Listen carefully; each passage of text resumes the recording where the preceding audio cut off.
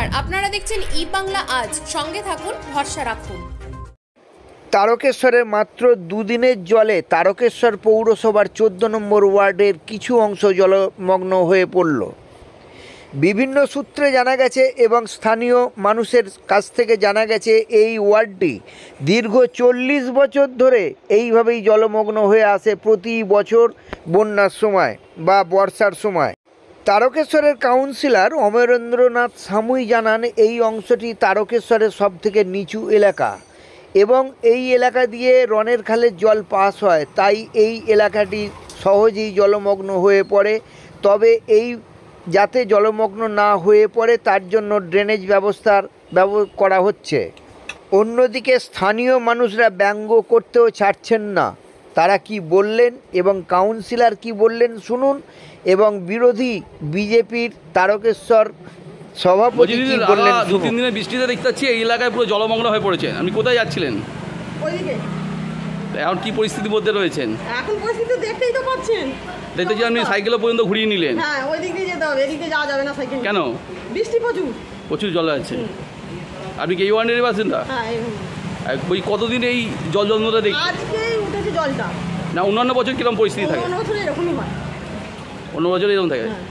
কি মনে করছেন, কি কারণে এইরকম সমস্যার মধ্যে পড়েন প্রতি বছর আপনারা? জল পাস হওয়ার জায়গা নেই তো। এত বড় বড় বিল্ডিং, এত সুন্দর রাস্তা, তারপরেও জল বেরোচ্ছে না। কি চাইছেন এখন আপনারা? কি চাইছেন? আমরা চাইছি জলটা যেন বেরিয়ে যায়, আর এরকম প্রত্যেক বছর যেন না হয়। আপনার নাম? জুমা গোস্বামী। তারকেশ্বর পৌরসভায় হচ্ছে বাস স্ট্যান্ড, তারকেশ্বর 14 নম্বর ওয়ার্ড হচ্ছে পৌরসভা। দুটো বাস স্ট্যান্ড আছে। আমাদের 14 নম্বর ওয়ার্ডে উন্নয়ন অব্যাহত। এই জন্য আমাদের সমস্ত কাউন্সিলরদের বলছি আর চেয়ারম্যানকে বলছি যে এই উন্নয়নটা যেন অব্যাহত থাকে। এই যে জলে বাস করছি আমরা দুদিনের বৃষ্টিতে, এটাই যেন অব্যাহত থাকে। উন্নয়নটা যে পাইপলাইন বসাচ্ছে, মানুষ পড়ে যাচ্ছে, পা কেটে যাচ্ছে, এই বর্ষায় কি এটা করা উচিত ছিল? কোনো ঠিক করেনি। আপনাকে অবগত করি, তারকেশ্বর পৌরসভা জুড়ে 60 কোটি টাকার আন্ডাজ পাসিং ড্রেনেজ প্রকল্পের কাজ চলছে, যেটাতে আগামী দিনে মেশিনের সাহায্যে এই জল কাউন্সিলর চাই, এরকমই পৌরসভার চেয়ারম্যান চাই, যাতে উন্নয়নটা অব্যাহত থাকে। এবার হ্যাঁ বলে গেল একজন, 2টা কুমির ছেড়ে দিলে ভালো হয়। আপনার নাম? আমার নাম সঞ্জয় মাঝি, অচিন্তবালা, এই ওয়ার্ডের বাসিন্দা। 40 বছর ধরে তারা এই সমস্যায় ভুগছে। কবে এই যন্ত্রণা থেকে মুক্তি পাবে, কি বলবেন আপনি এই বিষয়ে? মানুষের ক্ষোভ অভিযোগ তো স্বভাবতই হতেই পারে। প্রথমত বলি, এই যে ঘটনা করে জল জমা যেটা হয়েছে সেটা একটা প্রাকৃতিক বিপর্যয়। এই বিপর্যয়কে মোকাবেলা করার জন্য পৌরসভা তার নিজের উদ্যোগ নিয়ে বিভিন্নভাবে কাজকর্ম করেছে। এখনও পর্যন্ত আমি যেহেতু অনেক কাউন্সিলর 14 নম্বর ওয়ার্ড, সেই হিসাবে সেখানে আমরা সতর্কভাবে চেষ্টা করেছি পৌরসভার তরফ থেকে এবং ব্যক্তিগত নিজে সমস্ত জায়গায় কাজ করে জল যেভাবে নিষ্কাশন করা যায় এবং জল দ্রুত নেমে যায় তার ব্যবস্থা করেছি। কিন্তু যে উন্নয়নের কাজ যেভাবে হচ্ছে সেখানেতে বিভিন্ন পৌরসভায় যা কাজ হয়েছে সেখানে দেখা যাচ্ছে সব ওয়ার্ডের কাজ শেষে, তার 14 নম্বর ওয়ার্ডের কাজ সবার শেষে এখন চলছে। সেই কাজ এখন সমাপ্তির পথে। একটা ভালো কিছু রেজাল্ট পেতে হয়, তার জন্য আমাদের কিছু কষ্ট করতে হয়। আমরা সেটা কাউকে উপদেশ বা জ্ঞান দিচ্ছিলাম, এটা আমরা উপলব্ধি করেছি। সুতরাং সেইভাবে আমরা চেষ্টা করছি মানুষের কাছে, আমরা মানুষকে বোঝাবার চেষ্টা করছি, বলছি হ্যাঁ সত্যি জল যেটা জমেছে সেটাকে নিষ্কাশন করার বিভিন্ন পদ্ধতিভাবে আমরা হয়েছি। তাদের কবে কারণ হতে পারে, তবুও আমরা তাদের কাছে অনুরোধ করব যে আপনারা পৌরসভার সঙ্গে সহযোগিতা করুন এবং পৌরসভার কাজে আপনার ভাবুন। এই শীঘ্রই জল নেমে যাবে। প্রাকৃতিক বিপর্যয় এটা হয়েছে, সেটা শুধু এটা নয়, সর্বত্র তার পশ্চিমবঙ্গের জুড়ে এটা ঘটনা ঘটেছে। তারপরে বলে এখানে এই কাজটা শুধু পৌরসভা এককভাবে নয়, যে কাজটা হচ্ছে তার একটা ডেভেলপমেন্ট হচ্ছে, পিডিএর কাজ চলছে। দুটো কাজ একসঙ্গে কাজের সঙ্গে হয়েছে। সেখানে কাজ যে খোঁড়াখুড়ি হয়েছে ঠিক যে মুহূর্তে চলছে সেই মুহূর্তে বর্ষা নেমেছে এবং তার মধ্যে আবার একটু বিপর্যয়। সেই জন্য আমরা সচেষ্ট আছি যে মানুষকে কীভাবে রেট দেওয়া যায়, মানুষকে সঙ্গে সতে হয়, যাতে কোনো কষ্ট থেকে মুক্তি দেওয়া যায়। সেই জন্য আমরা আমি ব্যক্তিগত কাউন্সিলরে বলছি, এমনকি নিজে যে জলে চলে বলছেন, আমার বাড়ি 14 নম্বর ওয়ার্ডের মধ্যেই আমার বাড়িতেও জল ঢেলে যাচ্ছে, সেখানে নিজেও ভোগ করছে, এখন আমি থাকি। সুতরাং সেখানে বলার পিছনে আমি তো উপরে কাউকে জোর দিতে পারছি না। সবাই যখন তার ক্ষোভ থাকতে জল হয়েছে, স্কুল কলেজ ছেলে মেয়েরা যাচ্ছে এখান থেকে, এই রাস্তাটা মেন রাস্তা, স্টেশন থেকে বেরিয়ে পদ্মপুর পর্যন্ত এই রাস্তা নয়, সব কিছু জলে ডুবে গিয়েছে। দোকানদারদের ফসলের ব্যবসার ক্ষতি হয়েছে, স্কুল ছেলে মেয়েদের যারা যাচ্ছে তাদের ক্ষতি হয়েছে। সব মিলিয়ে একটা ক্ষোভের কারণ। আমি সকলের কাছে অনুরোধ করব জনপ্রতিনিধি হিসেবে যে আপনারা পৌরসভার সঙ্গে সহযোগিতা করুন, এই কাজ তাড়াতাড়ি করুন।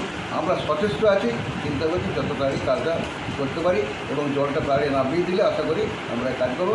এবং উন্নয়ন যেটা হচ্ছে সেটা দেখবেন আগামী 2-1 মধ্যবর্তী বা 2-3 বছর বা বছর চলে কাজ প্রায় আশীর্বাদ ঠিক আছে।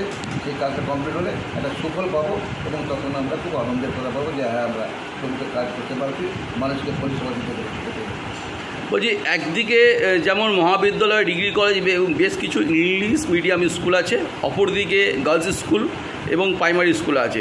তার গুরুত্বপূর্ণ রাস্তা হচ্ছে আপনার 14 নম্বর ওয়ার্ড থেকেই গেছে, সেই রাস্তাও আজকে জলমগ্ন। আর এর মতো অবস্থায় শুরু হয়েছে পরীক্ষা, ফলে যাত্রীদেরও ছাত্রছাত্রীদেরও স্কুলে যেতে বা কলেজে যেতে খুব সমস্যার মধ্যে পড়তে হচ্ছে।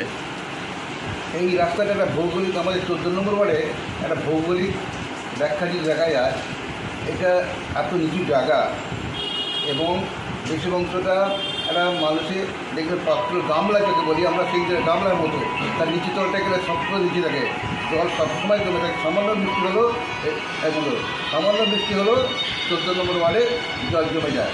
তার একটা কারণ কী হয়েছে, এখানে যে রেলের নিকাশি ড্রেন যেটা আছে সেটা সুদূর সোনাখালী থানা, চাঁদুর, নারায়ণপুর ওইদিকে জল আসে, সেখান থেকে একটা ক্যানেলের মাধ্যম দিয়েছে এবং রেলের 30 ফুট প্যান দিয়ে এসে রেলের একটা কাটিং দিয়ে একটা জলটা নিষ্কাশনে গিয়ে মেন ডনের ঘাটে গিয়ে পড়ে। সেই জলে যে ছোটো যে রেলের খালটা রেলের যে ট্রেনটা আছে, সেই ট্রেনটা কিন্তু এই রাস্তাগুলোর উপর দিয়ে আছে। যে রাস্তার উপর গার্লস স্কুল, মিউনিসিপ্যাল মার্কেট, যে রাস্তার উপর বাস স্ট্যান্ড, তার পৌরসভা এবং প্রাইমারি স্কুলগুলো আছে, সবটাই এই ধরে আছে। এবং এই রাস্তার বেশ করে যদি আমরা পশ্চিম দিকে যাই, সেখানে ডিগ্রি কলেজ, মহাবিদ্যালয় সব আছে সমস্ত, এবং পদ্মপুরে একটা ভালো কমিউনিকেশন থাকে। তো এই ড্রেনের যে জলটা আসছে সে জল পুরোপুরি নিকাশি হয় না। আজকে বলতে দ্বিধা নেই যে 30 ফুট স্প্যান দিয়ে যে জলটা বেরোচ্ছে রেলের, সেটা কিন্তু আজকে 6 ফুট পরবর্তীতে 4 ফুটে গিয়ে সেটা হচ্ছে ডিসচার্জ হচ্ছে মেন খালে পিডব্লিউ, সেটা দিয়ে রনের খালে গিয়ে পৌঁছেছে। এইটা হচ্ছে ভৌগোলিক নেচারি। জলটা একটু সময় লাগবে জলটা, তবে ইন্ডিয়া যেমন একাধারে চেষ্টা করছে, নতুন প্রকল্প নিয়েছে, তারা আন্ডারগ্রাউন্ড ড্রেন তৈরি করছে এবং সেটা পাম্পিং করে জলটা রনের খালে ফেলার চেষ্টা করছে। যতদূর আমি জানি কিনার কথা বলেছি, এই অনুযায়ী আশা করছি আগামী কিছুদিনের মধ্যে আমরা সুফল পাবো। যেটা উদাহরণ হিসেবে আমরা বলতে পারি একটা কথা, যে টিটি থেকে যে টিসি রোড করা হয়েছিল পিডব্লিউ রোডে, সেই রোডে অনেকে ক্ষোভ প্রকাশ করেছে, দুঃখ করেছিলেন। কিন্তু যখন এখন কল্যাণের রাস্তা যখন সুন্দরভাবে হয়েছে, পৌরসভা থেকে লাইট টাইট দেওয়া সব কিছু করে সাজানো হয়েছে, তাতে কিন্তু মানুষ খুব আশা পেয়েছে সঞ্জয়কে সত্যি একটা কাজ ওঠে। সুতরাং কোনো ভালো কাজ পেতে হলে আমাদের একটু কষ্ট করতে হবে। তাই সকলের কাছে অনুরোধ করবো, আপনার পৌরসভা সহযোগিতা করুন, পৌরসভায় থাকুন এবং টিডির কাজ যেটা হচ্ছে সেটা দ্রুতগতি হোক। আমিও চাই মানুষের কল্যাণ হয়, মানুষের সহযোগিতা বৃদ্ধি করে। আপনার নাম? আমি অমরনাথ সামল, কাউন্সিলর 14 নম্বর তারকেশ্বর পৌরসভা। ধন্যবাদ। সামান্যতম বৃষ্টি হলে দেখা যাচ্ছে তারকেশ্বরের বিভিন্ন ওয়ার্ড, যেমন 14 নম্বর ওয়ার্ডে মানুষ জলমগ্ন, রাস্তাঘাট বাড়ি ঘর ধরে জল ঢুকে যাচ্ছে।